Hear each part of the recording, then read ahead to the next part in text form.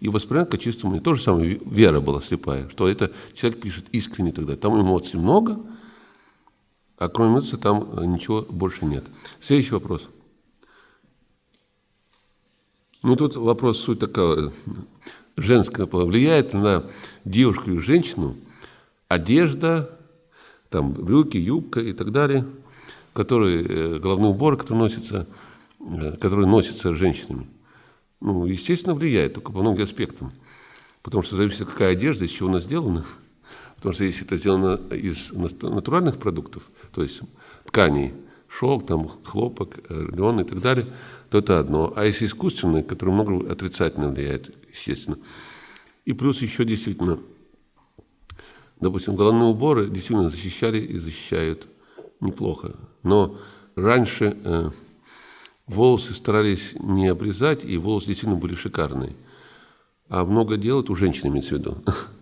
Да, у мужчин тоже было лучше с волосами на голове.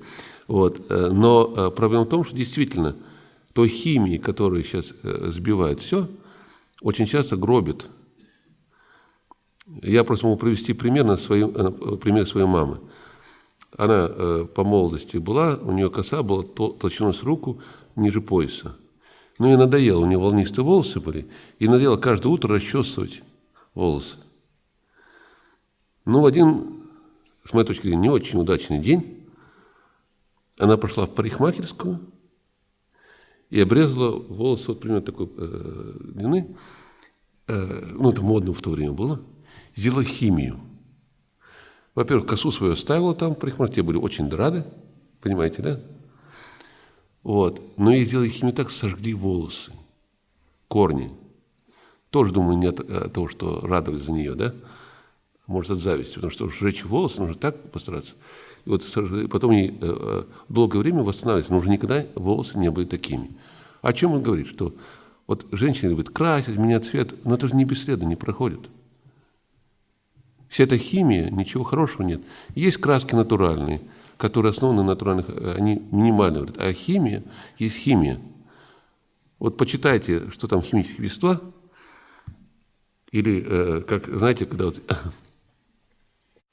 это касается не волос уже, но тоже с химией касается, когда, удивляюсь, вот люди покупают молоко в магазине, и у них месяц стоит и не портится. Люди такие довольные, такие счастливые.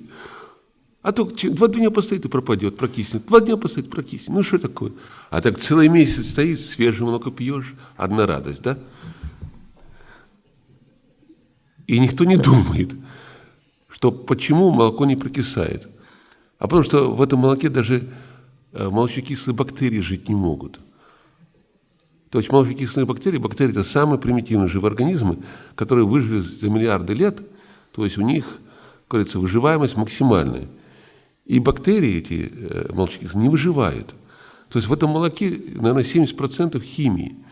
И если почитайте там, вводится один яд, чтобы сохранить молоко. Чтобы его нейтрализовать, вводится следующий яд.